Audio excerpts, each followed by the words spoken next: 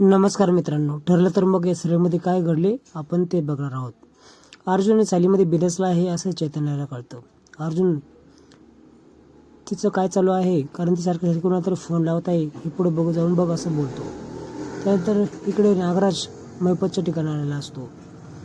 सायलीला काही करमत नसतं कारण सुमन काही फोन उचलत नसते.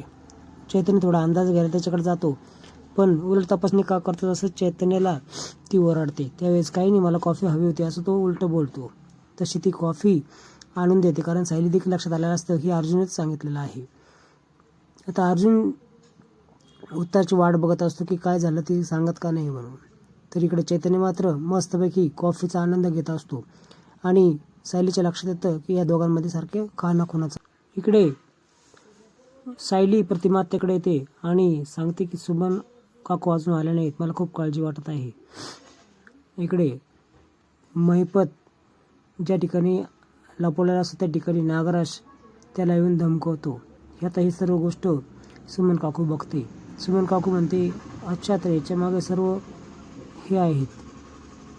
त्यावेळेस तिकडे त्याच्याकडनं काहीतरी पडतं आणि तो कोण आहे तिकडे असं तो बोलतो. तसं तो तिच्याकडे बघायला जातो तर ती सुमन तिकडे लपलेली असते. तिथून ती पळ काढते पण पुन्हा नागराज तिला पकडतोच.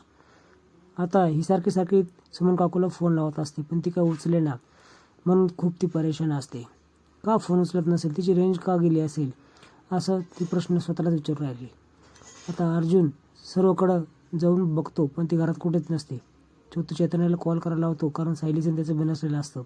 ती सांगते, मी रविराज काकांच्या घरी आले आहे. इकडे साक्षीकडे प्रिया आलेली असते. अण्णांचा मी तपास लावत आहे असं ती सांगते. मला बघायचं आहे अण्णाला असं ती विचारते. त्यानंतर तिला काही मेसेजेस येतात. त्यानंतर ती खूप खुश होते. प्रियाला प्रश्न पडतो, ही एवढी खुश अचानकपणे का झाली, काय झालं असेल, कुणाचा मेसेज आला असेल. इकडे अर्जुन आणि सायली रविराज काकांच्या घराकडे यायला निघतात.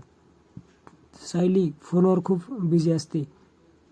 त्यावेळेस इकडं अण्णा आणि सुमनला नागराजने बांधून ठेवलेलं असतं. त्यावेळेस महिपत चांगलाच बोलतो, तो सख्या बायकोचं झालं नाही तर माझ्या काय होशील, सांगू का येईल सर्व असं म्हटल्यानंतर नागराज दोघांच्याही तोंडामध्ये बोळा कुंपतो जेणेकरून दोघं ते एकमेकाशी बोलू शकणार नाही. तो तिला देखील खुर्चीवर चांगलाच बांधून ठेवतो.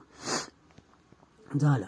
आता इकडे अर्जुन आणि सायलींची भेट होते. तुम्ही मला न सांगता इथं का आलात असं तो विचारतो आणि दोघेही गाळाभेट घेतात. मला तुझ्याशिवाय करमत नाही असं देखील तो बोलतो. न सांगता कुठे जाऊ नको असं तो बोलतो. चैतन्य देखील हेच सांगतो की न सांगता कुठे जाऊ नको वहिनी.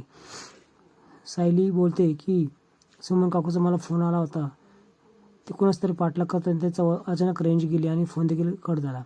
आता ही सर्व घटना अर्जुन नक्की रविराजला सांगत आहे. रविराजला सांगतो आणि अर्जुन लगेच पोलीस सावंत यांना कॉल लावतो आणि सर्व घटना सांगतो आणि केस रजिस्टर होते.